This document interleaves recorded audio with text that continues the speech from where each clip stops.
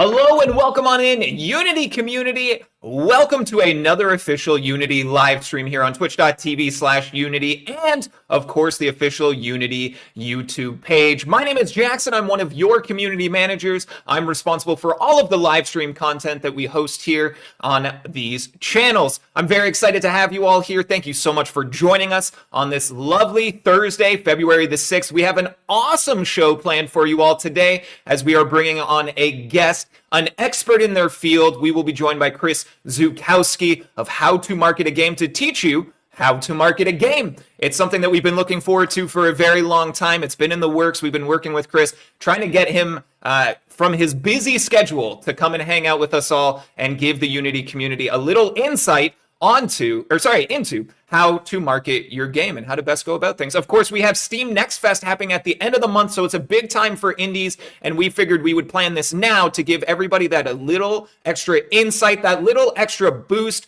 heading into the end of the month and that really important time for a lot of indie devs out there. We will have additional Steam Next Fest coverage that week at the end of February on the 27th as well. So lots to look forward to here. If you are new in these parts, thank you so much for joining us. Again, my name's Jackson, and we are live here on these channels every Thursday at 9 a.m. Pacific time. That's 5 p.m. GMT, and the occasional Tuesday in the same time as well. We are bringing you all kinds of content to inspire, to help you learn and grow as a dev and as a passionate gaming fan yourself. So thank you so much. Again, we asked before the stream even started where everyone was tuning in from. So shout out to everybody around the world here right now. Northern Ireland, Istanbul, Vermont, the far, far off mystical world of Vermont, Mexico, hola. We've got Brazil here as well, Denmark, Ukraine, some Canadians, some fellow Canadians, South America, Sweden, everybody. Again,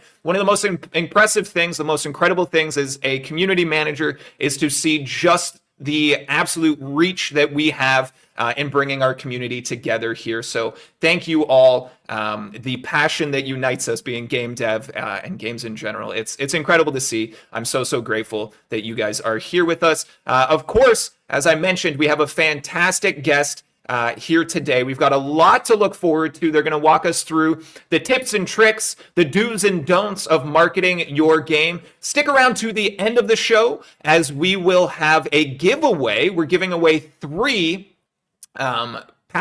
courses from Chris and how to market your game for free. So check that out, and we'll have a little something for everybody as well at the end of the show. So again, stick around for that. If you are watching live, we want you to know that this is a conversation. We don't want to be talking at you as much as we would love to be talking with you. If you have questions for our guests, comments about the content that we're discussing, please feel free to put them in the chat. If we can find an opportunity to interweave them throughout this conversation, we will, and we do have time set aside at the end of the stream for some community Q&A. So keep those questions coming. We'll try and find our opportunity to get them in front of Chris. Of course, we won't be able to get everyone's there. However, we do have a discussions Q&A that we'll post a link to in our chat here, which will give you an opportunity after the fact to follow up on Unity's discussions page and ask Chris some more questions there.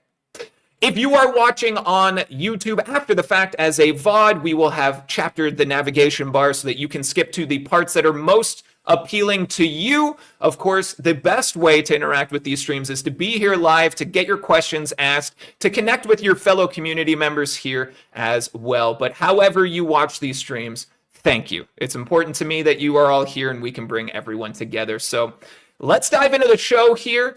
We are going to be bringing in Chris in just a moment. One thing that we need to get out of the way here is this stream was meant to feature one Major Nelson, aka Larry Hyrb. Larry has no power in his home right now. We were talking about it just before the stream started. Power went out. They have snow that has buried them. They are trying to get their internet back up and running. It looks like they could be joining us throughout the stream, but we're going to do our best to get Larry involved wherever we can. Rest assured, he's safe. That's the most important part, and he'll try to get in here as soon as he can. But fret not, because we still have a fantastic guest for you all, and we've got a lot going on. We have Alexa asking in the YouTube chat, how do we ask questions for the interview? You just did. And that was your only one, so you don't get another one. No, that's a joke. You can ask more questions, and we'll try and pull them all here. Like Victor's just got a great question that I will copy and paste for later. Now, let's bring in our guest here. Again, with Steam Next Fest on the horizon, again, February 24th to March 3rd, we felt it would be a great opportunity to give the Unity community some insight and how to set your games up for success. So Chris will be here providing major tips and tricks and talking about some of the common mistakes that they see. Towards the end of the stream, we will be doing that giveaway, so keep an eye out for that. And one more time, everybody, come on back to any of these live streams. We're here every Thursday. We're going to give you tips and tricks on how to get better as a game dev, both through inspiration and direct learning. With all of that said, and no further ado, let's bring on our guest here. Everybody, please say hey to Chris Zukowski. Welcome on in, Chris. How are you? I'm doing great. Great to see you. Thanks you so much for having me, Jackson. I'm ready to talk marketing and your games. I love it. And before we really dive into the meat and potatoes of the stream, we've talked about it 3 times now, Chris, but I feel like with everyone here, they need to be a part of this conversation too. You came equipped. Your background looks awesome, and you've got a golden microphone. So what inspires such swagger from you? Golden words that'll turn you into golden game devs has to be filtered through a golden microphone. So everything that I say turns golden. I'm just kidding. That sounds like sleazy marketing. We're here to talk real marketing, not sleazy marketing. But I gotta bring the bling, and then we let's dive into it, and we'll talk about your games next. Yeah, absolutely. I mean, for me, it's you look good, you feel good, right? So like, if you're bringing the heat and you're feeling your best, that's when you're putting out your best work. So, Chris, I know you're a busy guy. Thank you so much for taking some time out of your busy schedule to join us here. We have a Unity community full of game devs curious about creating their games, and I think it's a conversation that doesn't happen frequently enough. You've made your game. Now what? How do you get it in front of people? The indie game dev community is it's big, it's expansive. There's so many games coming out all of the time. How do you make yours stand out? And that's something that you've really dedicated like pretty much your entire career to now. Can you tell us a little bit about how to market a game and how you came to this decision to start this and what it is for everybody?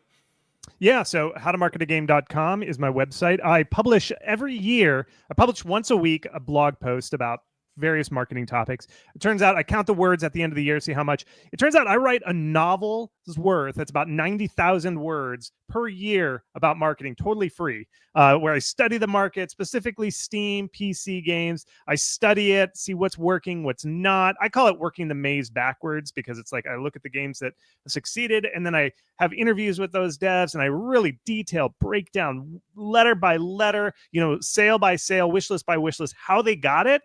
And then I write about it, and then I also do deep analysis of the general marketplace, just to figure out for you, if you're trying to publish a game on Steam, how do you actually get visibility? The way I got here was I actually made a couple of games. I studied computer science in college. Secretly, I told my parents, I was like, I'm doing this because, it's a very good career learning to program and stuff, but really I just wanted to make games. So I started making my own games, and I actually published the first ones on Xbox, a puzzle platformer, for those of you wondering. Yes, I used to make some puzzle platformers, and then I went over to Steam eventually, and they didn't sell. Like, if you look at my games, they didn't sell very well. And so I was like, why didn't this sell? Like, I made a game, and by breaking down the market and starting studying, I started blogging. Blogging is still cool, kids. Everybody should start a blog. I know it doesn't seem cool, but blogging's cool. So I just started writing a blog of my findings of like, why didn't my game sell? What is selling on Steam? And eventually people started knocking on my door and like, can I just hire you? Can I just do this? Or people just said, hey, I followed exactly what you were writing about, and it succeeded. And I was like, okay, well, I wanted to make games, but blogging is so, everybody's asking for more blogs. They're not asking for more puzzle platformers. So I was like, I'm going to do more blogging than making more puzzle platformers. And that's how I got to you all. You are like, we read your blog, Chris, and we like it. So see, kids, blogging is still cool. Right, Jackson? Absolutely. It's a great way to, I mean, honestly, it's a great way to express yourself. That's an underlying benefit there. But building a community, sharing passions, I think it's incredible. And the community that you've built is great. Shout out to anybody from the How to Market a Game community that is here now hanging out with us. It's working for you, Chris. It's great. It's cool to see. And it seems like I mentioned such a important part of creating and getting a game in front of people that isn't discussed enough. I know that we're here to kind of talk through Steam Next Fest. That's the catalyst of why we're here. I know a lot of what you focus on is Steam related, which is fantastic.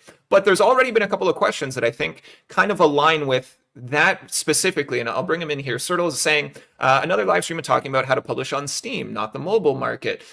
We have Russ saying, as Chris specializes in Steam marketing, but right now Steam seems to be saturated with 1,000 games launching a day. Thoughts on other marketplaces?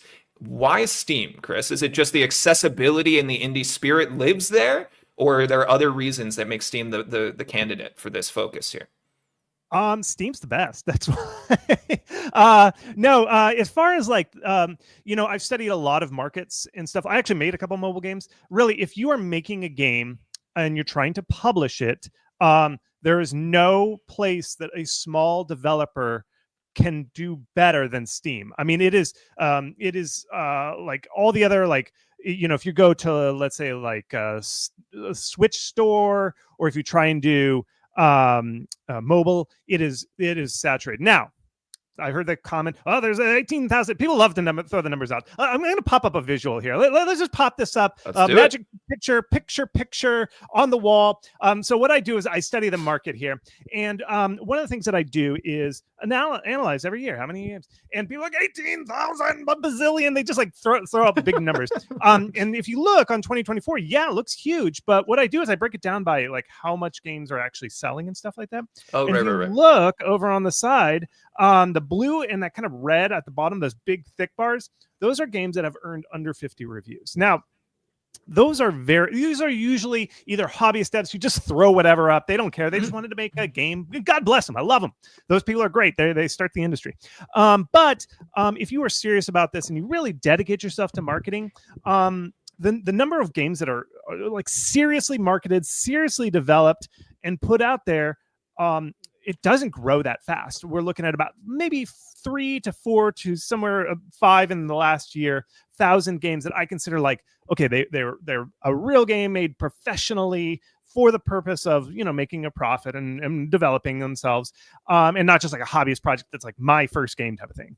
So if you look at just that number, it doesn't actually grow that fast, and it's just very hard to make a really good game. Now, if you maybe got those 50 reviews, you're like, Chris, I'm one of those 50. That's okay. It takes a long time to get good at this. So I think that the Steam marketplace provides so much organic visibility, and most of everything I'm going to talk about costs no money. So it's not like, oh, it's a winner take all, which the mobile marketplace really is, where you have to run ads and you have to make sure your click-through rate and run some Unity ads on pitching for the Unity or whatever. So you got to run those ads. But the Steam marketplace, I talk to Valve all the time. They're very anti like run ads. In other words, they don't want like Facebook ads to turn into visits. They kind of gird their system so that you can't do that as easily. So from here on out, everything I talk about is basically free, and it's all of you things that you can do to promote your game. And Steam is just the best marketplace for doing that. Yeah, I agree. And to kind of echo that, my previous job was in mobile gaming, and the user acquisition pipeline there is challenging, and it's a completely different system. It's very heartening to hear that everything or most things that we're going to review today and how to market your game and how to utilize Steam is going to be zero cost to you. So I think we can kind of get started there a little bit as well. Is there like a suite of tools that you recommend to people who are really looking to dive in to market their game and starting from zero? Is it something that people can accomplish entirely for free, or is there kind of a scalability to it as well? Yeah. Let me get full screen here. Let me just cut this graph out. Let's just get right into it. I'm going to get right up and on you. Okay, here's what it is. It just takes your imagination and a heart full of gold. I'm just kidding. So what I would start with, here's the thing. You're not going to tweet your way to success. And this is what I write about. This is what I really say about howtomarketagame.com. A lot of developers, and I figure anybody who's on a Unity podcast is like developers. They're, like kind of shy, kind of introverted. They'd rather just be coding. And one of the common things I hear is like, I hate the marketing. I wish I could just make my game and do marketing. Mm-hmm. And I think, it's my theory, it's the social aspect of it. It's called social media, a community. Like the last thing a developer wants to do is hang out in a community. And I'll be honest, they're like, I just want my programming cave and I just want to go. I'm just kidding. It's scary there sometimes. Let me tell you, it's a good sweaty cave. And so what I'm saying is, here's what I found when in this stuff. Most of the stuff that works is not about being social. You're not trying to be the most social butterfly. And the stuff that works for marketing is not being like the life of the party. And I think, and I write this to like give you all confidence. I find marketing is actually much more strategic, and it's about when you time certain activities and what you do. And here's the core thing. You are not going to tweet your way. You're not going to do a TikTok dance your way to visibility. It doesn't actually. Social media, that whole ball of social media, throw it out. Most of it doesn't even work. And the whole reason is you do not tweet yourself there. It's not like I tweeted about my game and then went there. There's a couple games, and you'll probably people in the for the Chris, you're breaking up on us, and it seems that we are cursed. We'll wait for Chris to come back. We lost Larry to internet issues. We've got Chris in limbo right now. Chris, am I back? You're back. You're keeping the energy. You're doing it great. Just pick up exactly where you left off. All right. So here's what we're going to do. This is what's going to happen is most of your visibility does not come from just tweeting your way to victory. What it actually does, where you get the visibility, this is where it happens. You have to go to somebody else who has a big audience and you knock on their door and say, hey, here's my game. And if they look at it and they're like, this game's awesome, that's what's going to get you there. And so the way you actually do it is visibility from streamers. You've got to make a demo. You have to focus on. There's no negotiating. You're going to make a demo. Okay. We're going to just talk about that. And what you do is you take your demo as early as you possibly can make it good. And that's hard to say. Like, what is good? I don't know. Mm-hmm. That's the art of game dev. When your demo is good, tight, exciting, not too buggy, you go to content creators and you say, here's my demo. Would you like to play it on stream? And then they do. And then you get lots of visibility. The other way is through these festivals. Now, Steam Next Fest is one of them, but all the time they run these festivals. And I actually track them on my website called howtomarketagame.com/festivals. Howtomarketagame.com/festivals. Our community, the HTMAG community, which is the nicest community on the internet outside of Unity. And then we track all these festivals, and all you do is you apply to them. You say, here's my game. And the festival organizers go, oh, that looks like a really cool game. We'll throw it in our festival. See, again, you're knocking on the door of somebody with a lot of visibility. You give it to them in there. That is the primary way to get visibility for your game. And then if you get those, the Valve Steam algorithm looks at your game and it's like, whoa, this game's getting so much traffic. Let's give it visibility, because when we give a game visibility, there's a higher chance that it's going to make money for us, the Valve Corporation. So Gabe can keep buying those yachts. We got to keep those yachts full of gasoline. And so what has to happen is the Steam algorithm will push your game up to the top. That's it, folks. It is not, I tweet on a Thursday and I use this one hashtag. No, doesn't work that way. It is streamers, festivals, and then the Valve algorithm pushing the rest of it. That's how it works, folks. So that's it.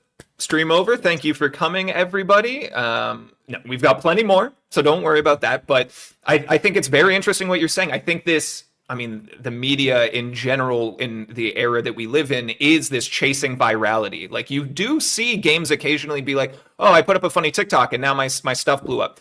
But that's not attainable. I think that's like the very unicorn approach. And I think it's dangerous for people to chase that level of success. So what you're saying is, there are many other avenues that are better bang for your energy buck. Like we said, these are largely free things, but the effort that you're going to put in is going to be a lot more successful in these ways. Absolutely. I don't I am boring. I don't like viral stories. There are these stories about these games going viral. That is the very rare 0.1% case. Mm-hmm. What I do is I study the market by looking at thousands of games released every year that are successful. And I dig deep, and the games I uncover, nobody writes about these games. The press isn't writing about them. The cool kids in the indie game sphere, they don't even know these games because they're not like the cool games. There are games that are just like very deep, very strategic. They didn't go viral. They're just like quietly going to work every day, pulling in thousands and thousands of purchases. People buy these games like crazy. and you've never heard of these games, folks. Like, I dig deep into these games and you're like, what? That is a popular game? No way. I've never even heard of that game, but they do. And that's what I love about Steam is the Steam algorithm. If it sees a little interest from some weird pocket of some weird fandom, the Steam algorithm will bubble them up. That's another reason I like Steam. And so when you dive deep into this stuff, there are so many interesting games that you've never heard of. They don't go viral because they're not like flashy and cool and stuff. They're just like some fan base loves this game. And that's what I find so exciting about what I do. That's what I write about at my website is just these like weird games. So let's talk about weird games. Let's talk about weird games. I think, I want to call out Dark Matter Games on YouTube here. Says my first release in 2022 has 1,600 very positive reviews. I did zero marketing. All I did was send keys to YouTubers before the release. So kind of echoing success with what you've already kind of shared with us here. For our producer, very good, by the way. Right? Incredible. Congrats. Big time. For our producer, I'm going to jump around a little bit, but because Chris, you segued into it so successfully, so well already, but seeing the types of weird games that get a ton of traction. Let's talk a little bit about that. Let's talk about genre. Are there certain game genres that make this level of traction easier to attain? What does that impact of genre look like? Yeah, if we're going to get deep into marketing, the real marketing talk, here's the deal. People think marketing is like advertising or tweeting. That's in the real marketing. If you go to like Harvard and you study marketing, that's only like one pillar of marketing. The real marketing is the product you make. That is the most important thing. Product is actually marketing. The moment you say, I'm going to make this type of game, you have actually made the biggest marketing decision. People think like, oh, I've made my game and now I want to start thinking about marketing. It's too late. You already made your first marketing decision when you said, we're going to make this type of game. Because every platform, and that's like Steam is a platform, mobile is a platform, like a website, you know, like a Flash game or some little dinky free website that hosts those silly games. Those are platforms. And every platform has a different type of game that it likes. So as soon as you say, I'm going to publish a game on Steam and I'm going to make this type of game, 90% of your marketing decisions have been made and you've done your biggest marketing thing. I'll be honest, folks. There are games that just will not sell on Steam. They will not. It doesn't matter how much you tweet, how viral your images are. It is like you're selling hamburger meat at a vegetarian like food co-op. You would just it doesn't matter. You're like, oh, this is the best burger, and you have like the coolest model modeling it, like, and you have viral hamburger memes. If you are selling hamburger meat at a vegan like food co-op, it's not going to sell. And it's the same thing. Steam has certain genres that just don't sell. And if we go picture mode again, let's picture. Let's everybody raise your hand. Picture mode. Okay. So what I do is every year I go hand by hand, look at all the games that succeeded. I know about survivorship bias. It's a deeper blog post. Look at my article on my thing. I talk all about the survivorship bias, but let's just go with me. So what I do is I look at the successful games every year on Steam, and I count all the ones. I consider 1,000 reviews or more. So that previous commenter, I probably looked at your game. I don't know what it is, but I look at every game that earned 1,000 reviews in a single calendar year. And I've done this for the past 3 years to look at the big genres that are on there. And this on picture magic mode over here on the side are the games that the genres that do well. When you see the little number in the parentheses, that's how many games reached 1,000 or more. Okay. Oh, and so what I find is most of the games that do very well are genres that people don't typically make. The big one is horror. Steam is basically a horror grindhouse theater with a couple other games thrown in. Steam players love horror. They love them. And I don't see enough respect for the horror franchises on Steam. Not a lot of indies. I mean, there's a certain deep, dark, scary section of indie devs who like horror. But for most indie devs, they think it's all cute and stuff like that. It is not. It is horror. We got some horror in here. So that's that. And typically, and this is what I've studied, and people are like, oh, the genres change every year. It's so up and down. It's not. It is actually very consistent year over year. And one of the things you have to realize is that these are the type of games that are there and kind of, I'm not saying you're chasing trends. You are just knowing the culture of Steam. And so that's why I'm saying it's not chasing trends, because these trends aren't running. these trends are staying the same year after year. And these are the type of games that I typically call, that's my general term for them, crafty, buildy, strategy, simulation-y games. These are games where they're almost like a sandbox. It's not like a linear story where you're a dude with a sword and you run through an environment and then you battle some boss or something. Those aren't the type of games that do as well on Steam. Some of them do. But the big ones that do very well are games where it's like a sandbox and I'm placing things, like I'm building a city, I'm building a base, I'm managing a store. Those are the types of games that largely do well on Steam and are attainable by a small indie team making a game. That's the type of genres that do well on Steam. So yeah, I'd love to follow up if you've got any questions about that, Jackson. Yeah, I think it's fantastic. I want to bring in a couple of questions and comments here because, again, if you're watching live, we're paying attention to the chat here. We want to be as inclusive as we can with you guys in this conversation. So Robin Shen from Pinnacle Point had said just before you brought this on, I hope horror is not bad on Steam in this day and age. Well, you're in luck, Robin Shen. Congratulations. Doug Deming says, can we see is there a chart that shows 11 through 20 as well? Some of us understand that, but we're already locked into this choice. So if I had to guess, Chris, I'm going to send everyone to your website. We've put the link in chat a number of times here. There's active blog posts every week. There's lots of more resources, but that kind of does bring a good kind of segue off of that from Doug's question here. What if you've already made a choice? Are you kind of locked in already? Is there more that can be done? Is genre the biggest thing? Is it the only thing? What are your thoughts around that? Yeah, so here's what I do is sometimes, and people always go, well, what about Celeste? Because here's sorry, folks. I know you're going to be like, well, here are the ones that I say, like, watch out. This is selling hamburger meat in a vegan co-op. Okay, these are the big pieces of meat that just are going to sit on the shelf. I'm going to be honest, folks. VR games, platformer games, puzzle platformers, puzzle games, match 3 type of puzzle games. Those are just so hard to sell. 2D and 3D platformers. It is just so hard to sell those. I know somebody's gonna quote, well, what about this game? What about Celeste? What about pizza time? I forget, pizza.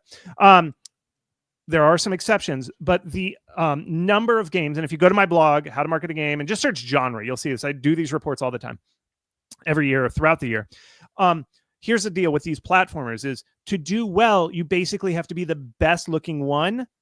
And that's why you see these that are just like previous ones are that game Stray where you're a cat. That game is so beautiful. Basically, to succeed at a platformer, you have to have the best graphics in the world. And if your team, like you're like, hey, I don't have a coder, or I don't have an artist, it's just me, a coder, and a designer. We just don't have that great of art. You're just not going to succeed at the platformer stage or something like that. Or even an RPG are very graphic intensive. And if you just don't have those art chops, it's just not going to happen, folks. And I'm just going to be totally honest with you. That's why I'm so honest at howtomarketagame.com. It's just not going to work. And so, and a lot of people come to me and like, Chris, is my game going to work? I don't know. You have to let the market decide. And I can't tell. Sometimes games pop off and I'm like, I would never have expected that. But if you have, let's say, you've done everything I've talked about, which is you've reached out to streamers, you've made a demo, you've entered into festivals, and all of that is not working. Like you've tried it all. You've shared on social media. You've tried a TikTok dance. It didn't work, like most of them don't. You've tried all these things and still not popping off. Wrap that game up. Read about survivorship bias, or not survivorship bias, sunk cost fallacy. Get that game boarded up. Ship that game as fast as you possibly can. Fast as you can. Don't add extra features. Don't add new gameplays. Don't add a level editor. That's a big one. People are always like, what if I had a level editor? Level editors never make the game better. They just add dev time. Ship that game and start working on your next one. Okay. Yeah. I'm serious, folks. Try your best, get it out good, get no bugs. You're going to learn a lot. I still think it's worth shipping a game. Don't just abandon it.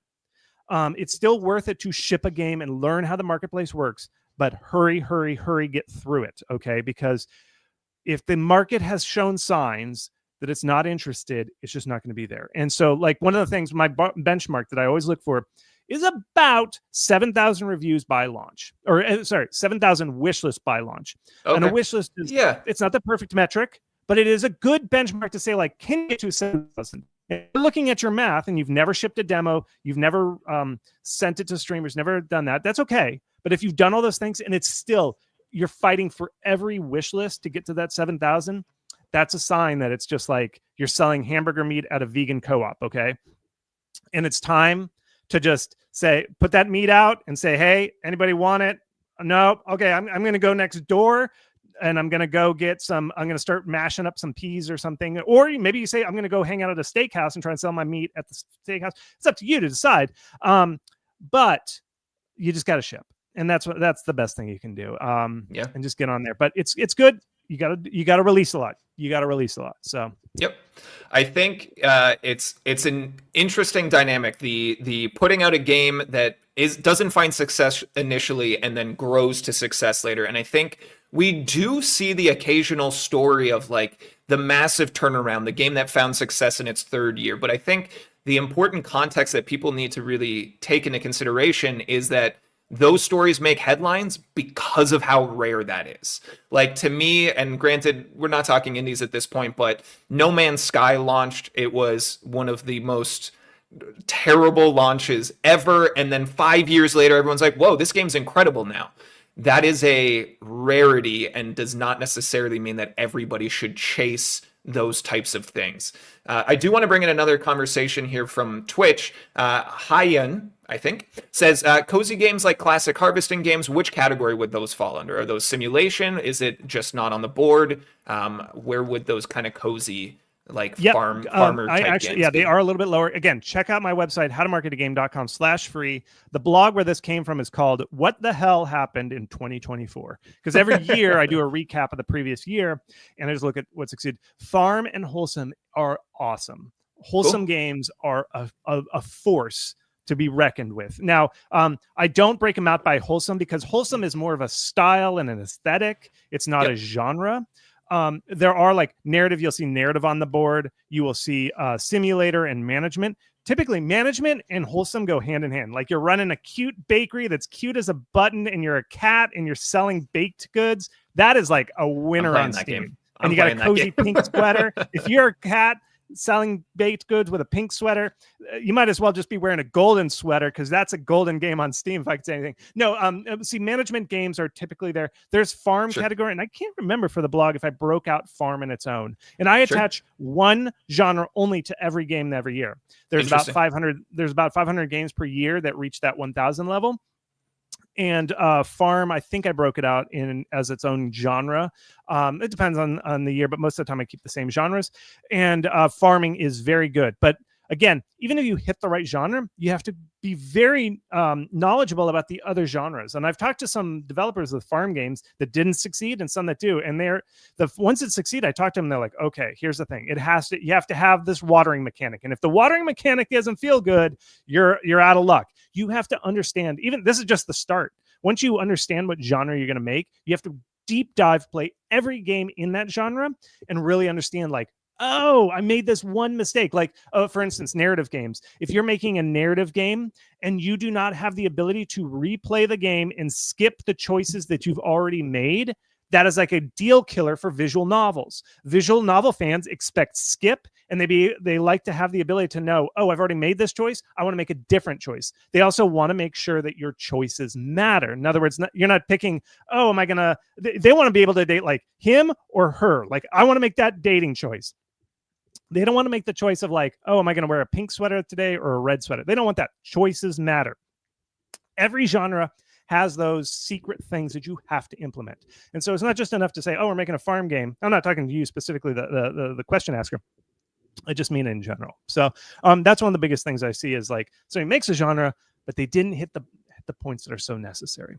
Yeah, I think, and you hope that if you have a level of passion and indie spirit around picking a game and chasing it, that you also have a level of experience and knowledge and understanding to know where those quality of life things have developed over time and those types of things. So hopefully you're approaching it with all of the most modern necessities in mind here. I do want to switch gears a little bit. Gang, if you are joining us in the middle of the stream, we are joined right now by Chris Zukowski of How to Market a Game. We've been posting their link in the chat here many times throughout this stream. They are sharing about how to market a game. It is one thing to create one. It is another thing entirely to get it in front of the right people. And Chris is here to tell you that you need to be doing both at the same time. Of course, we have Steam Next Fest on the horizon, the next one being at the end of February here. With that all in mind, Chris, if I'm an indie dev, I've got a demo ready, and I'm about to put it into Steam Next Fest at the end of the month, what do I need to do right now? I've got a few weeks to go. All right. What's the most important thing? Get that demo thing? out now, if you possibly can. And here's a mistake a lot of people do, is they launch their demo during Next Fest. I'm sorry, folks. Don't do that. Because you can't make a perfect game. No game survives first contact with the enemy, aka players. They're not the enemy, they're your fans. But they will find bugs and it'll crash. And when a streamer plays your demo, they're going to be like, this doesn't make sense, or something's going to bad happen. Really, you should not be debuting your demo during Next Fest. Next Fest is the grand, it's the quinceañera. It's the grand debut of the final stage of yourself. Really, you should have released your demo long before. Okay.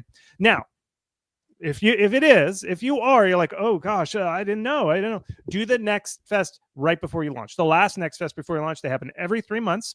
If you are in this scenario, and I get this all the time in my Discord and stuff, they're like, Chris, we're not sure if we're going to be able to make it. We got bugs out our ears. We're trying to patch it. I don't know if we're going to make this Next Fest. If you can, if there's not some deadline that says you have to launch, let's say in March or something, you can pull out of Next Fest. I would just pull out if I could. If it's like you're going to launch, let's say you could launch in June or something, or August, because there's going to be a June Next Fest. Okay. So pull yourself out of that. If it's coming in hot and you're not there, Next Fest, there's nothing magic about Next Fest. And Next Fest is actually not one of the best ways for wish lists. I mean, it's not the greatest. It's good. Everybody should do Next Fest. But I think there's too much built up. People think, oh my God, this is the one time I'm going to do well. No, Next Fest. The only reason we always talk about Next Fest is because it's something everybody gets one access to it. Everybody's guaranteed one shot at it. So if you get one shot, people are going to over-analysis paralysis on it because you got it. What else are you going to do? Yeah. So don't expect the world is going to change when you do Next Fest. It's really, you could do those festivals leading up to Next Fest. But hey, let's say you have to release in March. There's some reason why. Get that demo up, but get that demo up early and get streamers to start playing it now, because we've found in the analysis, and I do lots, you can search my blog for Steam Next Fest. We found in the past years, if you're coming into Next Fest hot with more wish lists, you will do better. Now, Valve has kind of found that, and they've actually kind of turned that down. It doesn't matter as much as it used to. In the last Next Fest, the one in October, they kind of implemented a new rule where it was like, we're going to give everybody a set amount of visibility the first 2 or 3 days. And then however well you do in that first, then we'll give you more on the end. This is the classic Valve algorithm. Steam loves doing this. They're like, we give everybody the same amount of visibility, and what you do with it, it matters. Like, in other words, we'll respond based on how well you do. So you're getting tested those first 3 days. And that's why I say you want your demo bulletproof. You've wanted it vetted by streamers before. You've wanted it in other festivals, because if on that first day, everybody fires it up and there's some bug and your game doesn't start, well, nobody's going to want to play your game, and they're not going to have the metrics at the first day. And so by day 3, when Valve's looking at everybody's metrics, they're like, oh, this game didn't even launch. Nobody wishlisted because of that, because this game's a heaping fire of bugs. No, we're not going to give you more visibility later in Next Fest. So you got to be coming in strong, and that's why I say the other thing that you got to do is you have 2 weeks from when you launch your demo. These are the new rules to push this button called email wishlisters. And what that does is everybody who's wishlisted your game before will get an email that says such and such game's demo just launched. And they're like, oh, cool, let me play it. You want to do that? It doesn't matter when you do that. Don't overanalyze it, but just don't forget, because I do this survey and I was like, when did you push the email button? And everybody was like, there was like a good, like, I'd say a third of the responses to my survey, they were like, what's an email button? You have to push the button. It's not, there's a little green button once you launch the demo. It says email wishlisters. Do that. You have 2 weeks from when you launched your demo. Push it. Now, if you launched your demo, let's say a year ago, you don't get access to that. I'm sorry. That's just a new rule that was instituted in about October, was when they added the wishlist button. So if you've launched your demo prior to October, I'm sorry you don't get the button. But it's not that great. It's good. It's not a great button, but that's it. That's what I would do for Next Fest, is come in rolling hot. That's the main thing. Roll in hot. You don't want to be like, Okay, we're starting day one of Next Fest with 0 wishes. Oh, yeah, don't do that. If that's you, pull out and do the next Fest closest to your final launch. Yeah, I think a number of very important takeaways in there, Chris. Thank you. Like, you get one. Like, I didn't know this until very recently either, but you get one Steam Next Fest that you can participate in. So you want to make it your best one. If you're not ready, skip it, go to the next one. And like you said, they're regularly occurring, 3 to 4 of these a year through Valve. So thank you for that. But I think the other thing to kind of take away, and if I can kind of maybe mold your words a little, Chris, as well. Rein me in. You could say. No. I love the energy. I would never try to rein you in. You do whatever you want. I'm just interpreting. I'm thinking on it, and I'm trying to add 2 cents to your dollar. You said that Steam Next Fest is not the end-all, be-all of this. So if you're prepping for Steam Next Fest, you go in and you don't get the you don't hit your expectations. You don't get the results you wanted. It's not game over. It's not game over. Like you said, there's many other avenues, some of them better, some of them more important, some of them more likely to be successful. So, of course, you want to bring your best to this opportunity, but it doesn't need to be the only one. Couldn't have said it better myself, Jackson. Way to go. That's I 100%. Don't worry, folks. Don't freak out. Again, howtomarketagame.com/festivals. We track festivals all the time. Every week, there's some festival you can apply to. You might not be the right type of game for all festivals, but there are constantly other festivals that are going on that you can apply for that aren't Next Fest. Yep. So I have a demo. I'm getting ready for Steam Next Fest. I'm setting everything up. Let's talk about optimizing a Steam page. You've got a demo, you've got a trailer, you've got a blurb, you've got the review sections. Where do I start, Chris? I've got a free course called how to make a Steam page. Sorry, how to make a Steam page.com. I put a course together where it's just, you just watch, because I think everybody deserves a good Steam page.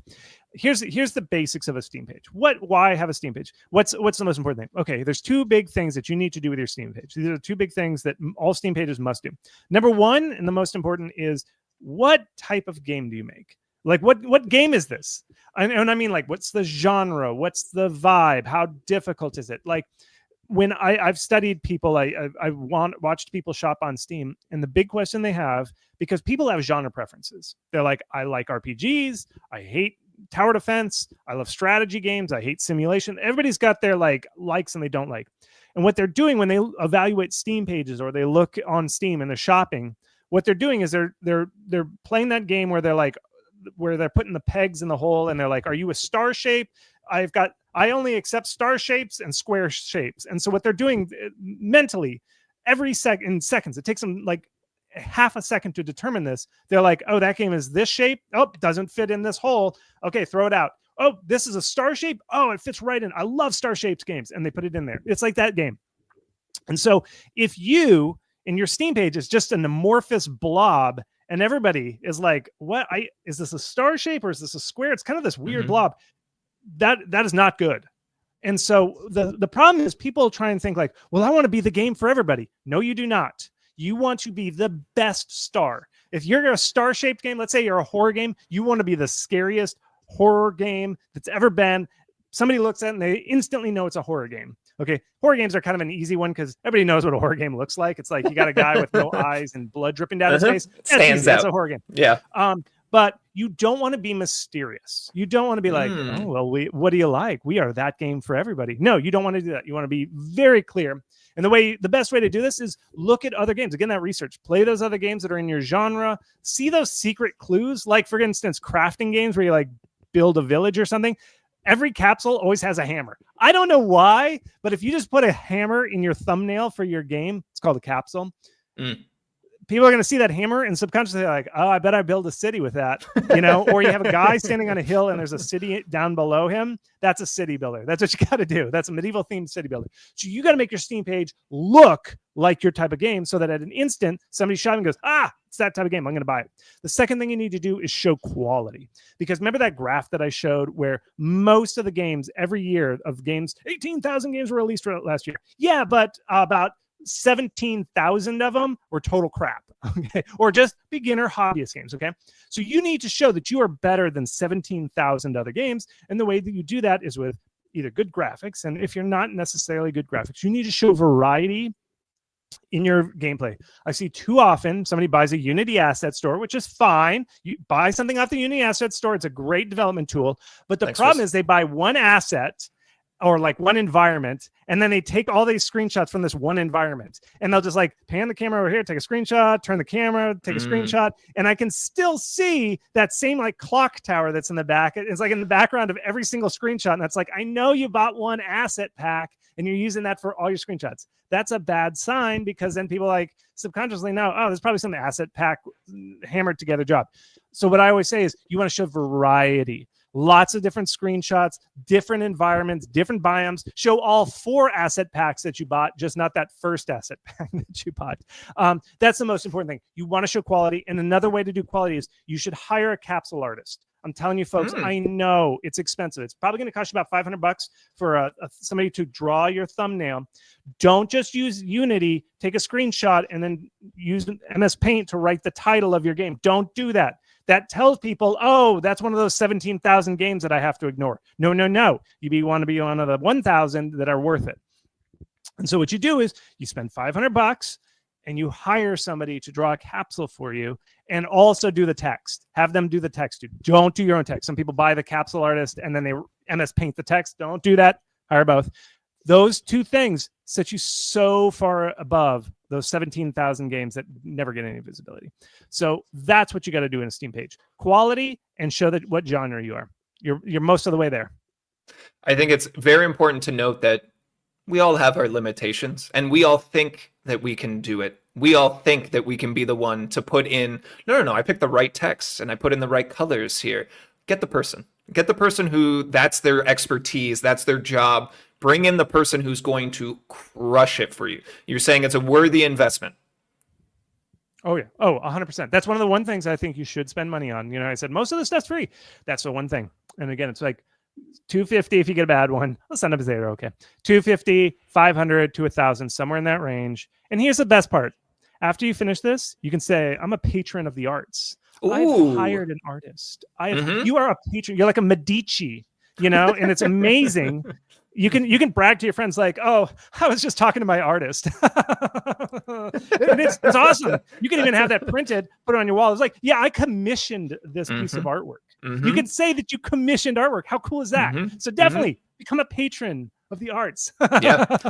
Like that. Like, that's how you have to laugh when you become a patron. Once you're a patron of the arts, you can put in your description as well, art by, or you can put in a little footer on the image itself. Ooh, you've got an artist. How fancy, how bougie we are. If you're in the same town, studio. You throw a dinner party, and then when the artist comes, you're like, "This is my artist," and then you can introduce your friends. So it's a benefit. Give them free food. It's a great one. Artists always like free food. Oh, artists, I think, live on free food. I think most of the time. There's a reason a starving artist is a cliche at this point. So, Chris, we've kind of talked in general about the capsule, as you mentioned, like the images, the demo itself, the blurb. How important is like a brief trailer? I know that we actually talked to Valve recently, and they said, oh, for some of the discoverability during Steam Next Fest, they're doing micro trailers. How important is that little video snippet of your game? It's good. Do it. No, here's the main thing. Here's the thing that you don't want to do. Where it starts out black text and then white or black screen, white text says in a world. And then it says like a world of mystery and magic. And then it's like a slow pan of a grassy field. Don't do that, folks. I know some of you listening, you're watching your trailer right now. It's got the slow intro. Cut all that crap. Do that before Next Fest right now. After this call, shut this call down. Don't watch YouTube. Go to your video editor, cut out all that crap at the front that's like in a world and it's like your logo and all that stuff. No, you got to go straight to gameplay. Because remember when I said square, you're getting the star peg and they put in people's stars. If it's a slow in a world, in a land of magic and mystery, they can't identify the genre with that stuff because it could be any genre. It could be like a strategy game. It could be a first-person shooter. It could be a puzzle game.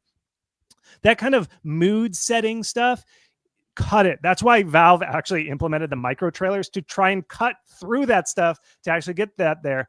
Valve knows, and if you watch Valve's trailers for like Alex, the Alex Half-Life trailer, VR. For, Half-Life Alex, It goes right into gameplay. Show the camera angle from the perspective of somebody actually playing the game. Show the UI. You've got to show gameplay because it tells people what the genre is. Cut out all that slow crap and cut it out. You should have gameplay within the first 3 seconds. For like actual genuine somebody playing the game, not just like, oh yeah, this guy's simulating what he does. No, actual gameplay. 3 seconds. Do it after this call. Yep. We've got Kano on the YouTube side saying, what is a micro trailer? Essentially, they have a trailer reel that allows people for discoverability. It's about 6 seconds. I think he said 5 to 6 seconds, the rep that we spoke to. So we get it. You're an artist. You're telling a story. You're crafting an epic tale. You're creating a world in which things are happening. Save that for later in the trailer. There's a reason, I think, on the communication side, you always have to consider your audience. What is your audience curious about? What are their behavioral patterns? All of those types of things. Consider your audience and consider how low the attention span of the average human is these days. There's a reason when I go watch a movie trailer, they put a 5-second clip at the beginning that's like action, action, action, action, and start the trailer. So you have to captivate people immediately. It's interesting. It's a challenge. Here's the other thing, just to clarify that question about the micro trailer. So what Valve does is whatever trailer is in the first slot of your Steam page, there's 2 slots for 2 trailers, okay? The very first trailer, they pull that and then they run an algorithm on your trailer and they cut out, I recorded the exact seconds, but it's something like the 5-second, the 11-second, the 20-second, the 50-second. They just sample 1 second out of your trailer at those many seconds, and then they smash them together. And so it's a trailer that's really just a few seconds, but they clip whatever trailer you put in that first slot. And that micro trailer, when you're on Steam and you're hovering around, because in my study, I found when people see a trailer, a little thumbnail that they think they're like, this looks kind of like a farming game. I love farming games. They take their mouse and they hover over that thumbnail, and then a pop-up comes and it shows that micro trailer. And what it does is show samples. And this is also why you don't do the in a world trailers, is because your micro trailer might sample. The micro trailer would look awful that 1 second they clip if they accidentally clip the sparkle that says in a world, because nobody's going to read that and they're going to be like, why is it black with a little fairy dust that says in a world? Nah, you don't want that. If you're all gameplay, if your trailer is pure gameplay, the micro trailer will guaranteed to sample gameplay, which is what players actually want and what Steam's trying to get you to do. If you did make an in-a-world trailer with cinematics and all that stuff, move that to your second slot on your Steam page, because the second slot is not sampled by the thing. Nobody actually watches the second one. They always watch the first one. So put gameplay trailer in the first slot. Second slot is your in-a-world cinematic slow pan trailer. Okay? Beautiful. Absolutely beautiful. And again, to clarify, it's not something that you actively go in and create. It's something that's kind of automated on your behalf. I know we had a couple of follow-up questions here.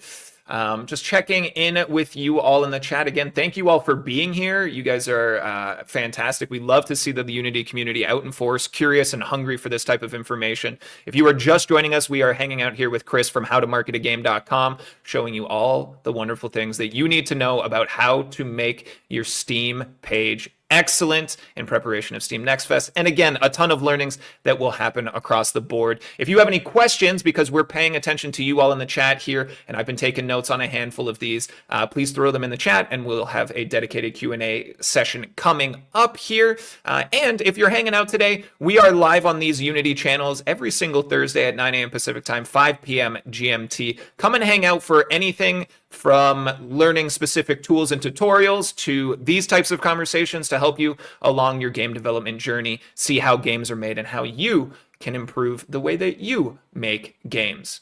We have talked a lot about how we should approach things, what we do right here. What are some of the most common mistakes that we see that would be just, the simplest, smallest little switch that we could make that would go a long, long way? What should people avoid, Chris?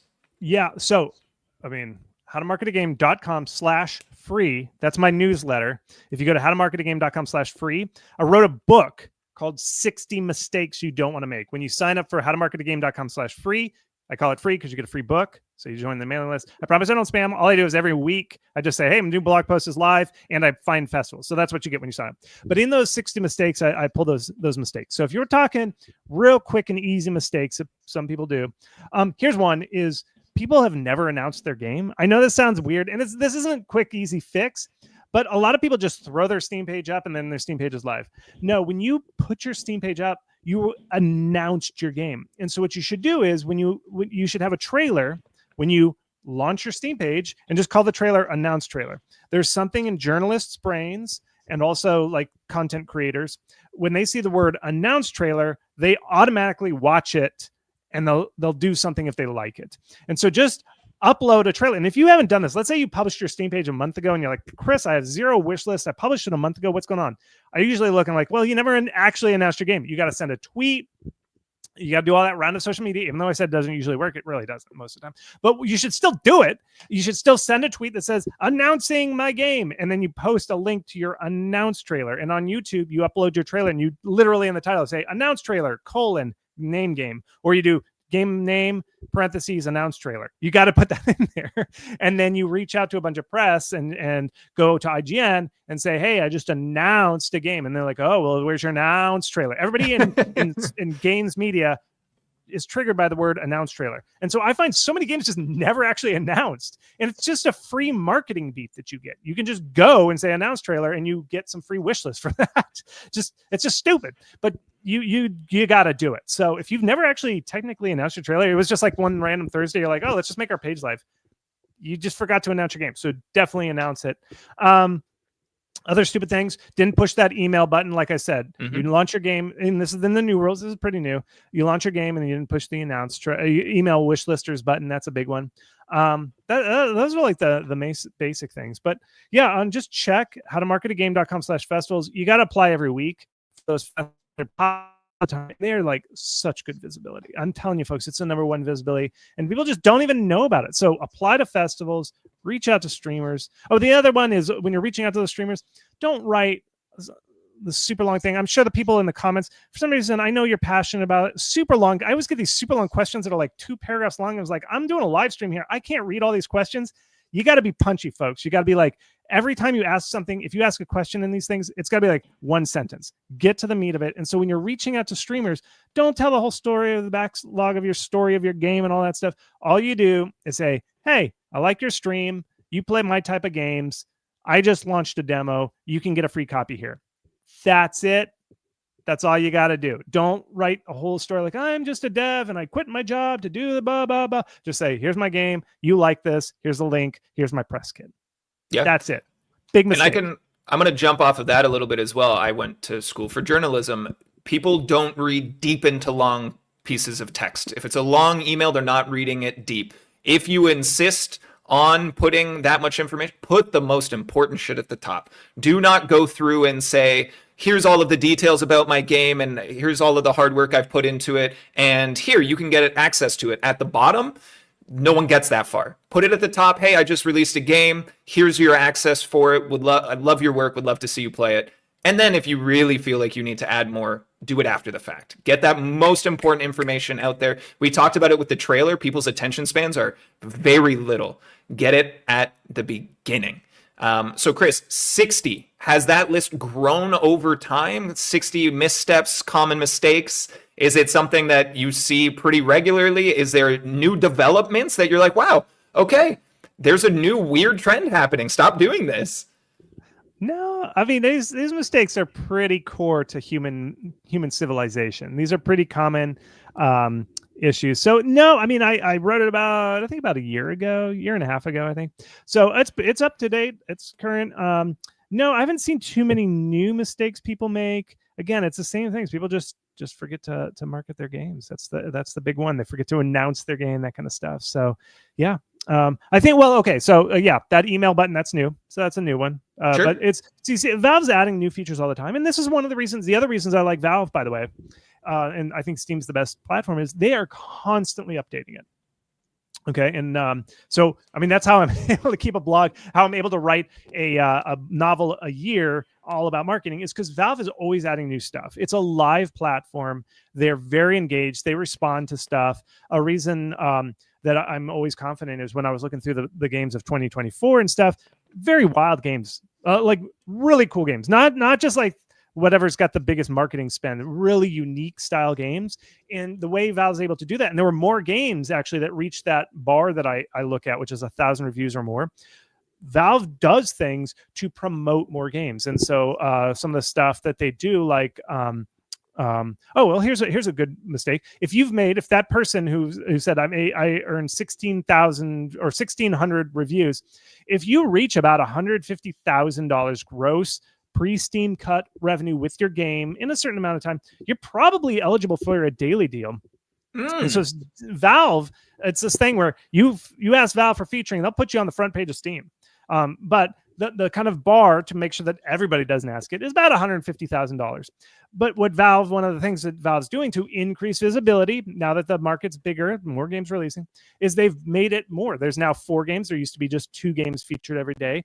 And they've done a couple other things to make sure that more people get this. So if you haven't, that person who has 1,600 reviews, that's probably in the ballpark of enough. I don't know exactly. You could probably ask for featuring from Valve. And so that's one thing, is some people have successful games. They just don't even realize it.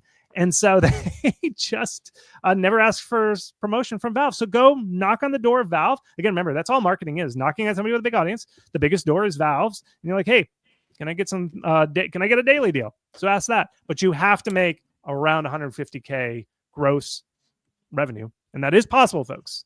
It is possible. I know. I've talked to people who have done it. It's not an impossible thing to get $150,000 gross revenue. Just depends on the game. Probably very hard if you're making a match 3. That is impossible. But everything else, probably possible. Yeah.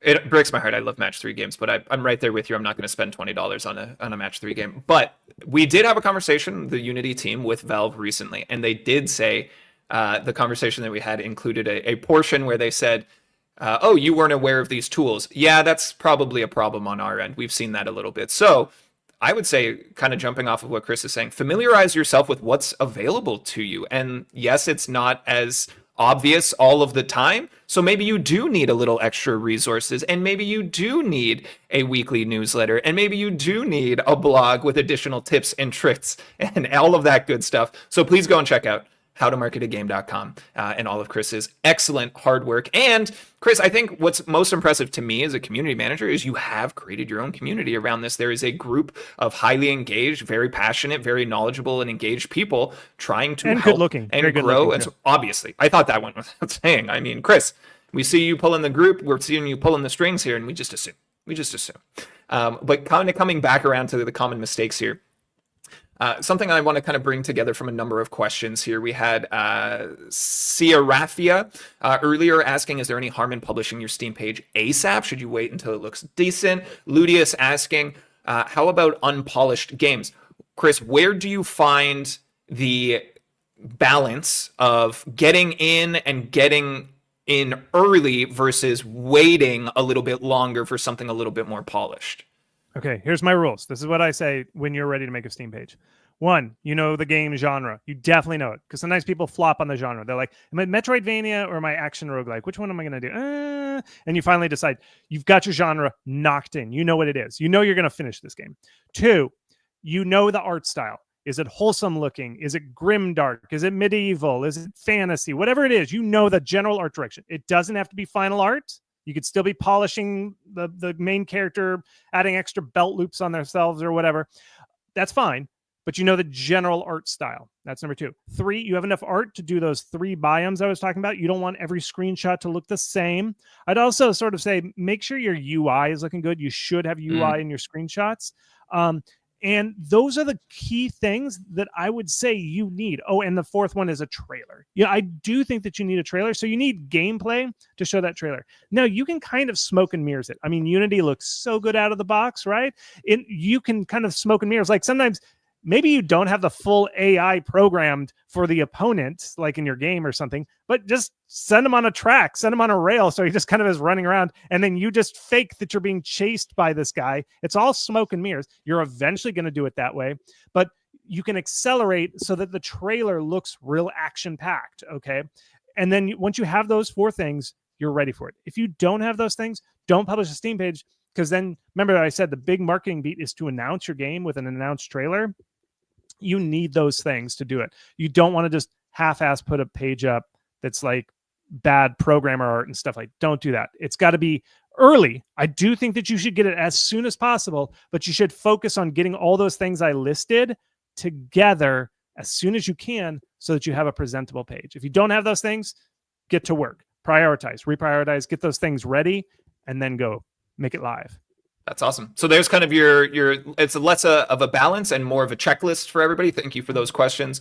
And Chris, thank you for kind of providing a little bit of clarity around that.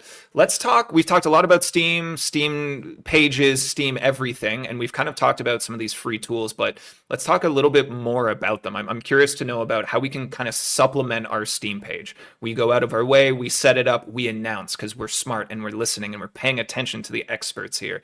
We're getting it out in front of people. Social media maybe doesn't get you where you need to go. Are there additional tools that you want to use to supplement your indie game as you try to draw attention to your Steam page?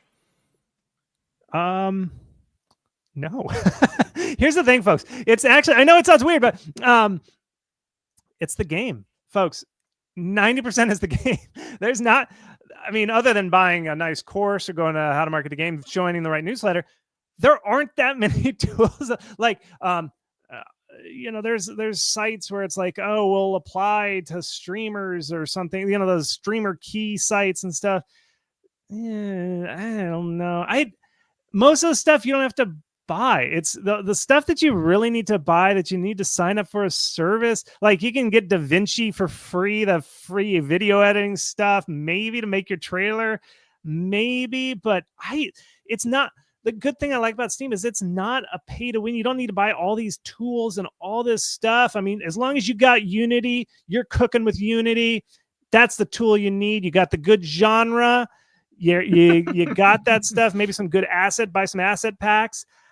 Marketing is not pay to win that much. I mean, there's not really that many tools. Like Google Sheets, you need to track your progress on Google Sheets, but really, you don't need to buy a lot. There's not that much to buy. I mean, other than nice courses and stuff so that you make sure you're doing the right thing and smart. But I'm sorry. I don't have any good tools. I'm not much of a gadget guy. I'm kind of bare bones. Look at this. I'm bare bones type of guy. So yeah, I'm sorry. I just don't have any. You're fine. You're fine. You're doing good, folks.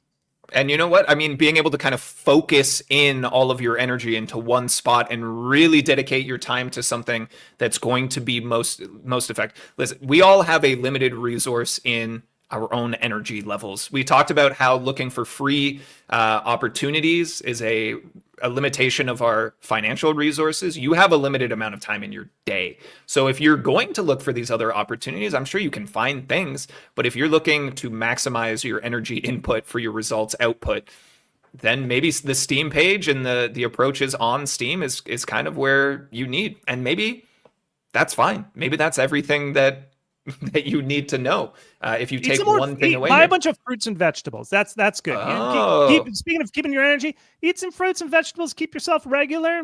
You'll be good for that. Just focus on your health. Treat yourself right. Treat yourself right.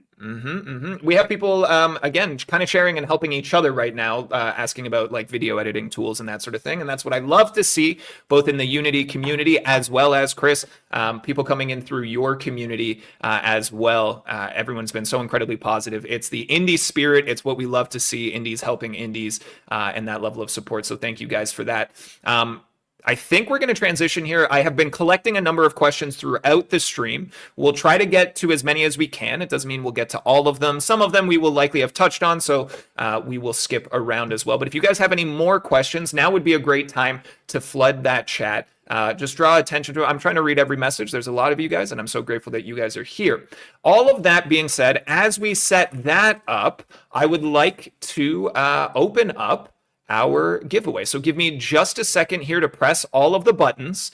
But once we do, we have Chris, who has very kindly offered up 3 full free courses. Chris, what is in these courses? What can people expect here? And we'll queue up the giveaway for everyone. Yeah. So what I do is I take everything that I know, and there's no secrets. It's not like there's some secret spell or something that does. I just guide step by step what successful developers do, because I've studied hundreds of games that have done well, and I've consulted for publishers and funds, like finance companies and stuff on how to market these games and stuff. And so I've compiled everything I know, literally everything I know about Steam, and I put it. Let's do picture. We got it. Picture. Let's bring it up. Everybody, raise your hands. Clap 3 times. Okay, pictures here. So this is the Wishlist Invisibility Masterclass, and what I do is I just put everything and it's actually in this room. When you do the video lecture, I'm in this room and I'm teaching you basically how to market a game. And what I do is I go step by step, like before you've even announced your game, what do you need to do? And it goes step by step, like how do you announce your game? How do you get into festivals? What are those sort of things? And I go step by step, guiding you. Like it's like a recipe book for how to do this stuff all the way to post-launch. Like it's the entire lifetime of your game, how to get the most of it. I don't promise, because again, remember, it depends on your game, the type of game you make. I'm not saying like, oh, there's a guaranteed $100,000 winner. You will make $100,000. I can't promise anything. But what I do is I give you everything that you need to do as a bare minimum, and then it's up to your game to take it from there and go forward. So that's what this masterclass does, is it just teaches you literally every way to get wish lists. And so, yes, we're giving away 3 copies of it for free. It's typically $400, 400 thing. But if you're not lucky today, if you're not one of the lucky 3, I also was like, oh, I'll kick you all a discount. So if you go to howtomarketagame.com/unity, it ends this deal I cut 40% off the price of it. So it's only short. It's only for Valentine's Day. I end the sale on Valentine's Day. So if you've got a loved one who's making a game, give your sweetie a flower. First, give your sweetie some flowers. And a card. After you give them flowers, a nice second gift is a wishlist invisibility masterclass, so they can maximize their wishlist. Now, some of you might be making mobile games. This does not cover mobile. I don't know anything about mobile. I only know Steam. It only covers Steam games, and it covers the Steam platform. It doesn't cover Switch. Doesn't cover Xbox. I don't know how to do. That's a totally different marketplace. But if you're making a Steam game and you want to know how to get visibility on it, actually, it goes like this. That's the thing. So with that, I'll answer questions. Are we going to announce the people who win right here? I will. Yeah. Thing? Yeah, well, first, let me tell everyone how to enter. We've opened up the giveaway. For you to enter, you need to be at twitch.tv/unity. I know we have a lot of people watching on YouTube right now. I apologize. This will take you 30 seconds to hop over to the Twitch side here, twitch.tv/unity, and in the chat, you are going to type !giveaway.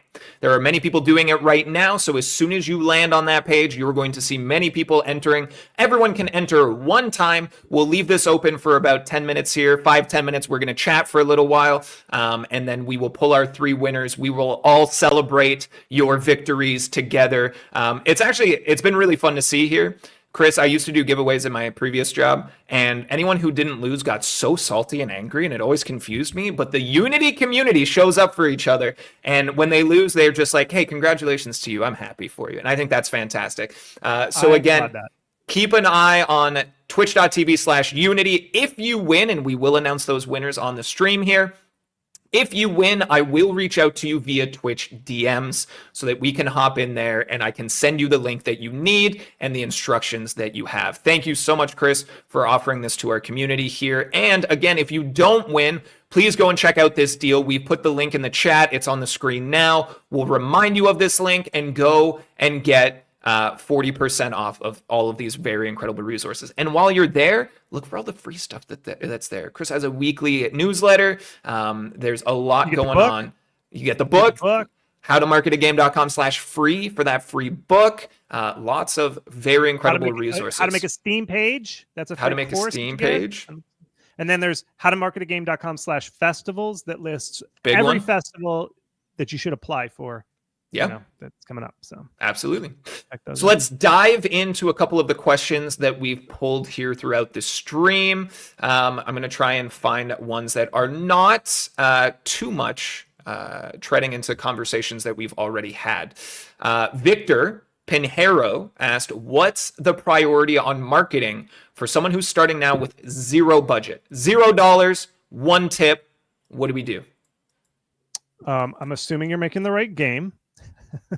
So what I would do is make the game, focus on that demo, rip everything out to get a good demo that's like 30 minutes long and shows off a core slice of your game, and get that demo up. Get that thing loaded up, the demo ready, and then get your Steam page live and get that trailer up. Try and do all that stuff, and then after you get that, try and push it as hard as you can to get that trailer, seen by the press or on YouTube and that kind of stuff. Hopefully you get some visibility of that. And if you don't, immediately get that demo up and reach out to streamers. That's the priority. That's what you got to get. Here's the thing, folks. I said social media mostly doesn't work. For most games, like I'm saying, like 99% of games, the visibility comes after you get that demo. People have to play the game to be excited about it. It's just the rule. Okay. You got to get that demo up as soon as you can. And you can look at the charts. And if you look at my blog, you look back through you'll see it like the wish list, the daily wish list rate is like flat during their social media period. And then as soon as they get that demo up and they start reaching out to streamers, you just start to see it. It's just like all of a sudden the page is alive and there's like, you're getting wish lists. Yeah, it'll still dip down sometimes, but it just looks, it's like the difference between a snake and a snake that just ate like an antelope. It's just like, it's so different. So get that demo up, folks. I'm serious. Lock it down. Lock the demo down, everybody. You heard Lock it down. Lock the gates. First. We've got Not So Greedy asking, we got our store page up fast for a Kickstarter. So it's a very simple and compact page. Good. Then we got a bunch of wish lists with it. When should we go back and refactor the store page before launch? We've heard this a couple of other times fly by in chat as well. When do I make changes? Should I not make changes? Is it detrimental to adjust the page? Should we let it sit? What's the approach, Chris? No. This is a good, easy mistake is tags. Some people don't tag. Check your tags right now. You should have 20. I've seen people that have like 10 tags. No, you want to get all the tags. And what you want to do, so on Steam, a lot of visibility is driven by recommendations because Steam knows what people play, what type of game people play. Okay. They'll know like this person, they look at the tag and whatever median time you spent on that tag. So if you play nothing but RTS games, real-time strategy, they know that you as a person play above median. And so what they do in the algorithm is they start recommending more games that are tagged as RTS. That's how the Steam algorithm basically works. So sometimes there's the tags drift, and so people don't update them enough. So I say once a month, go in, check your tags. And the way you do tags, and I cover this in the How to Make a Steam Page course. You can watch it too. I'll just tell you right now to save you some time, but you still take the course. You just pick your game that you think you're most similar to. And it should be a popular game on Steam, and just copy their tags. Don't copy a tag if it says like multiplayer and you don't have multiplayer. Don't copy that tag. That's lying. You can sub in a different tag, but you want your tags to look as similar to that. And sometimes tags drift. For people can introduce tags onto your like shoppers can, and so your tags drift. And so what I say is once a month, just have a calendar reminder. Say, hey, check my tags. So go to your Steam page, make sure your tags are still good, and you go down to the bottom of your page, which is there's a section called More Like This. Make sure the games that are recommended More Like This look very similar to your type of game. And also, you're probably getting new screenshots. Maybe your UI has been updated. So as new screenshots come in, update your page. But keep track of those tags that you've done. Like here's a tool, a Google spreadsheet. Just keep a track of what tags you had and maybe what your date you changed them on, then change the tags and then track the date. That way, if for whatever reason, tags are more art than science sometimes. If you did accidentally break it and all of a sudden your traffic nosedives, which I never really see, it doesn't usually happen. You can always roll back and say, oh yeah, we had those tags. These were the tags before we changed them. Go back and change those tags back to that. But I do recommend once a month, whenever you've got major updates to the graphics, go back in. Maybe you have a new trailer. Go and update the thing. It's good to look alive. Oh, the other thing is there are news events. You can publish news events. And if you don't publish them within I think every 2 months, if you don't publish a news update, they just take away that widget and it just makes your page look empty and sad. So thanks for reminding me of a good simple thing that you shouldn't make a mistake. Actually, that's one of the mistakes in the mistakes book. But you should I think it's good every 4 weeks to 3 weeks, publish a news update. And it doesn't have to be complicated. Just show a new screenshot and say, hey, we made a new boss. And then this boss has fire resistance and +5 damage when it's lightning or whatever. You don't have to like write a whole blog post. You just write like 2 sentences to describe what the screenshot is. Just do that once a month. You're good. Yeah. It makes your page look alive. Keep that engagement up as well. From a community management perspective, we talk about how maybe social media is not the best for discoverability, for driving traffic. It is a really nice tool for engaging with your community and keeping them up to date and keeping and engaging with them, which I think as a community manager can be pretty important here. We do see people asking more about the giveaway. I put the link in the chat here. Head over to twitch.tv/unity, put !giveaway in that chat. It should be very quick, and we'll go through a couple more questions here before we pull 3 winners. Again, Chris, thank you so much. And I'll do this again in a minute, but like, thank you so much for providing all of these tips and tricks for people for free for the Unity community. You have a ton more free resources. There's so much access to free information here. Of course, the paid course is fantastic. It's very detailed. It does provide a whole other level here, but you can do so much with the free things that Chris has provided, which is absolutely incredible. So thank you again here. I want to bring in a question from Nero Smith. Why does Chris look like Ryan Gosling? So there's that one for you. Moving on from that, we have Joel Jimenez, I want to say here, says, Chris, many game dev YouTubers recommend making small games. Do you see a smaller games finding success on Steam? Is there a correlation to the size, the detail, the depth, the length of game, and the level of success it finds, Chris? Okay, let's all do this. Magic picture, magic picture, magic picture. Let's do magic picture, magic picture. Let's pull up the magic picture, magic picture. Yeah. All right. So here's the deal. Here's the deal, folks. Your first game's going to fail. It just will, okay? I'm sorry. Your first game's going to fail. No matter what you do, it's going to fail. This is a study that I did right over here.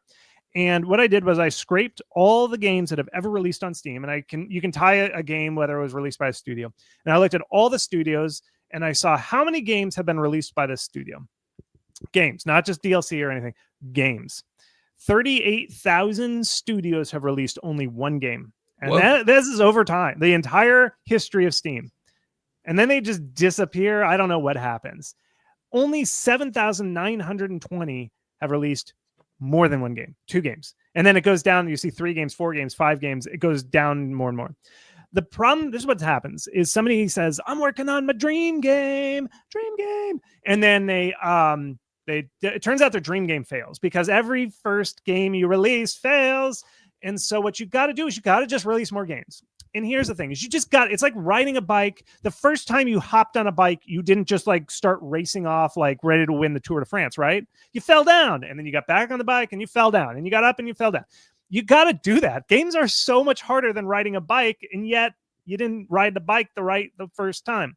And so the reason that you say smaller games is not because they're going to succeed. Your first 10 games are going to fail, folks. But if you spend only 3 months, 6 months on your first games, you get through those 10 failures super fast. They're not going to succeed. They will not. I'm just going to tell you right now.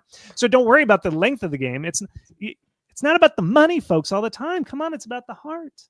So your first 10 games are just going to fail, but you're doing it for the heart, not the money. And so once you get through that, you learn the marketplace. You learn how to make a Steam page. Journalists learn who you are. Content creators learn who you are. And then you get through this, and then your game starts succeeding. So it's not about the money. And I'll be honest, Steam likes long games. They like games that are like 30 to 40 hours in length. They do. They're going to be like, oh, this game's short. But if you make it the right type of game, those crafty, buildy, strategy simulation games that I'm talking about, those games scale very well, because that's part of the reason I recommend people make them. Is those games, you can create a little bit of content, and because the game's procedural and it's about crafting things, it's not about a story about a dude with a sword going on an adventure. You can expand that content with a little bit of game dev time. That's why they're so amazing type of game to make. And so, yes, it only takes 6 months. People can kind of tell a little bit, but it is still important to make small games. I totally 100% recommend them. And here's people always say, like, what's a small game? And here's my recommendation. Don't make a game. Now, this is not universal, but this is a good way to think of what's a small game. Don't make a game where you control the main character. And what I mean by that is where if you push up on the control stick, the player moves forward. And if you pull back, the player moves back. Don't make that type of game. Make a game where you control the mouse cursor, because the majority, like 75% of players on Steam are actually using keyboard and mouse. That's the magic of Steam. They don't use controllers. That's why platformers don't do well on Steam, because very few players use controllers. You want a game where you're like, how could I make a game where you don't control the player? Most of the games that do well on Steam, you don't actually control the player. Now, people are going to be commenting, oh, what about this game? Yes, I know. But the majority of games like are city builders or, Factorio type of games where you just, you pick an object. You're like, I'm going to put down this unit, and you're dropping units on a board and then they fight, or you're building a factory and you're dropping, I'm going to put conveyor belts here, or I'm going to put this power station here. Most of the games that succeed are games where you are placing objects using a mouse cursor, or maybe you've got an army of 10 guys and you're like, this guy goes here, this guy goes here. You're using a mouse cursor to tell people where to go, or you're managing a store. Like I said, wholesome games, management games, those have much shorter dev times, these management style games where it's like, I'm running a bakery and I'm baking cakes and I want to buy more sugar, so up the sugar count, and buy a new employee, so I'm going to click the new employee button. They're mostly menu driven, and they're mostly a cursor picking things or placing things. Those games do better on Steam. They're easier to develop, and they're just the type of game that can be made in a smaller, confined thing. Because when you're controlling a player that runs around, that player has to run by a lot of content very fast. So you have to make a lot of content that they have to run by, which is why they take so long to make. So don't make games where you control the main character, because they run by content so fast that you will never finish your game in time. So that's my general tip on making smaller games. Now, I know some games will take that's not all games. Not all games are not controlled by the main character, but it's a good start. It's a good start. Next question. Let's do it. No, that was great. We also, following up here, Philosophical Pascal says horror games are all FPS, though. In this particular instance, we're talking about how can we get a small game made quickly to kind of get through the growing pains and get some of that experience. I do put an asterisk, and I did write a blog post. Search my blog for horror games. The horror genre is the one exception about making a controller make controlling the main character. I do have an asterisk for that. I do think every developer at some time in their life should make a horror game, because horror games are so popular. So search my blog, howtomarketagame.com, for horror game. I wrote a whole blog post arguing every dev, even if you don't like horror games, learn the genre. It's still a really good genre to learn, and how to make a game. And they're super popular, and everybody should at least try it, even if you don't like horror games. I mean, if you don't like horror and you don't like horror games, you might be at an advantage because you know what scares you and you can use it to scare other people. I like horror games, and I want more people to make awesome horror games. So that's a little self-serving. We're going to hop into our last question here. If you have more questions for Chris, we are doing a Q&A session over on the discussions page for Unity. I'm putting that link in the chat now. That'll be running for the next few days. Chris, thank you again, not only for providing the knowledge here, but also for agreeing to engage on that side of things.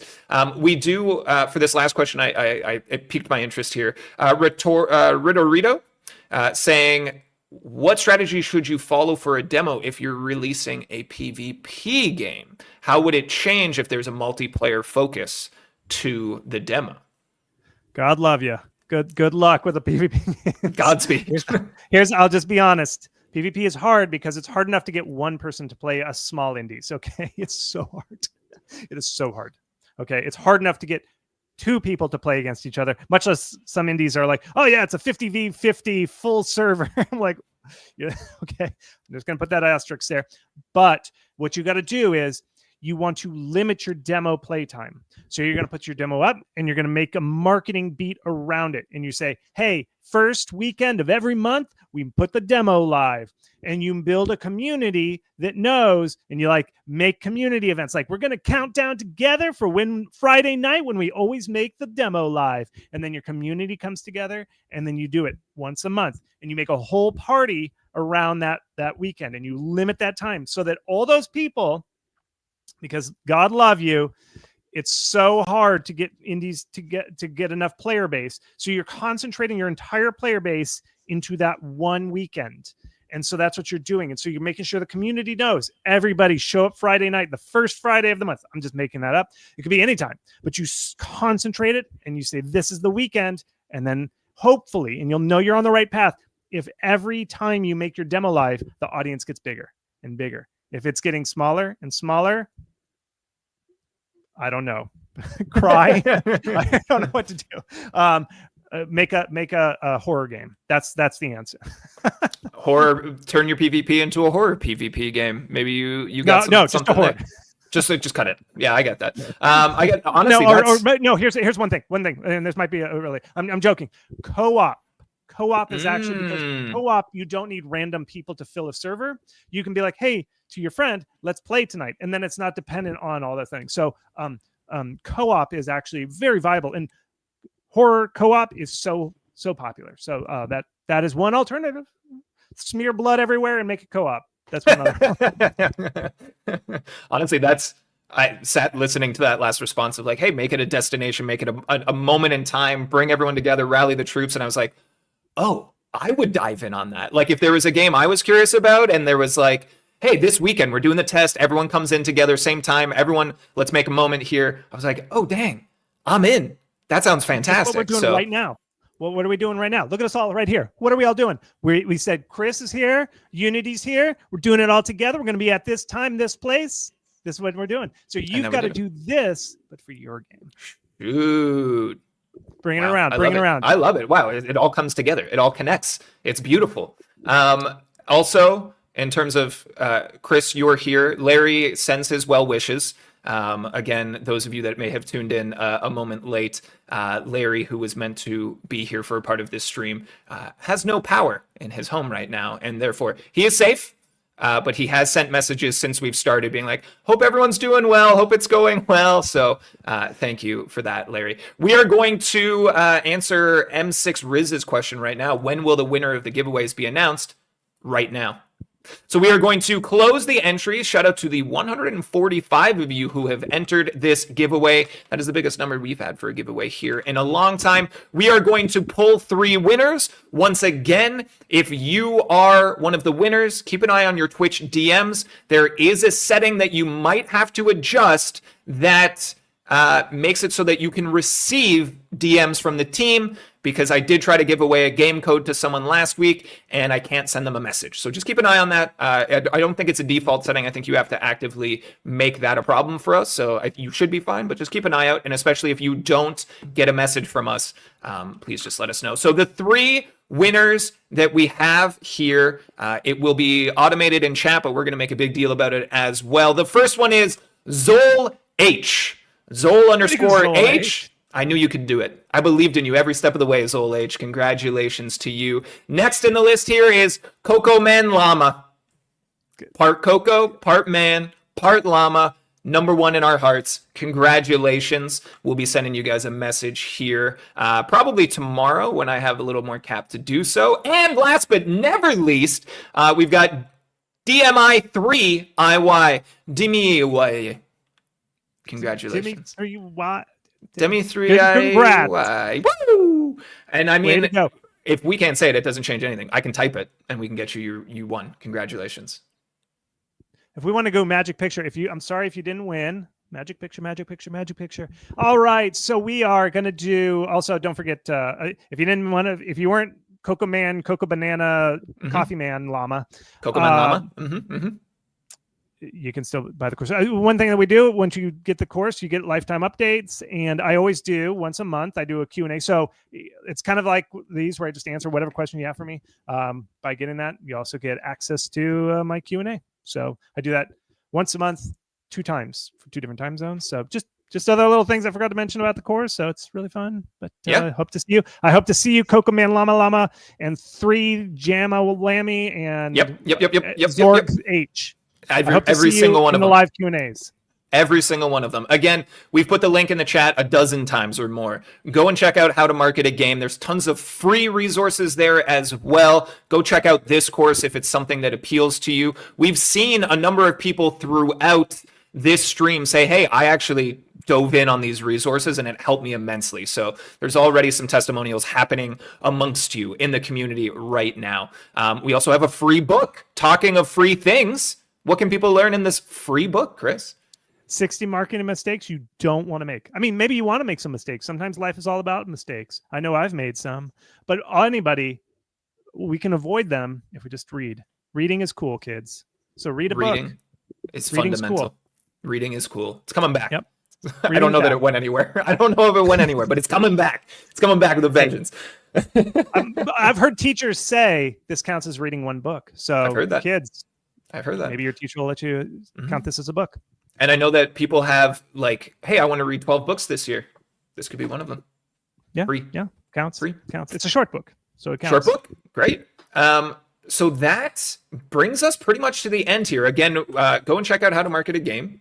Go and check out our Q&A on the discussions page. That'll be live for a handful of days here. Chris, thank you so much for coming in, sharing all of your knowledge, bringing it to the Unity community, bringing in the How to Market a Game community here as well. Every single one of you watching this, you've been fantastic. You've asked engaging questions. You've supported each other. You've focused and listened and had so much to say. And I'm really, really appreciative. On these channels, we are live at least once a week, every Thursday at 9 a.m. Pacific, 5 p.m. GMT, and occasionally on Tuesday in the same time slot. In these streams, we have a whole myriad of types of content, ranging from interviews with indie devs, where they will show you and teach you things so that you can get better in your own journey, all the way to specific deep dives and tutorials, and into some of the more casual connections in the community. And there's always something for you to learn. So please come on back to one of these streams in future. I do these every week. It's my whole job. So if you stop, I don't have a job anymore. Not to put too much pressure on you all, but come and hang out. This has been one of my favorite streams in a long time here. Chris, you've come with so much energy and so much information here. You've been fantastic every step of the way. Everyone in the chat, can we please give it up for Chris for being here today? Thank you so much, Jackson. It was so fun. I really appreciate you having me. Thank you. Yeah, of course. We'll have to find another opportunity. I say this to my favorite guests, only my favorite guests, but we got to find another opportunity to bring you on for something in the future here as well. And we're already seeing many people showing a lot of love to you in the chat here. We have our next stream, speaking of all the streams that we do here, happening next Thursday. That's February 13th. That'll be a how to create stunning visuals with no code. We'll be going through a tutorial from the pro training team for free. Lots of information, lots of fun vibes. I always find that even if it's not something that you're like super eager or super applicable to you, come for the community hangouts, the community connections. I saw someone ask earlier, like, how do I get my foot in the door? You network, you connect with people, and you find opportunities that way. So come and hang out with the community. There's always a good opportunity to connect here. Chris, one final time, thank you so very much for bringing the energy, bringing the knowledge, bringing the information. We appreciate it immensely. Unity community, we'll say goodbye for now. We'll see you next Thursday. Until that time, my name's Jackson. Have a great rest of your day, everyone.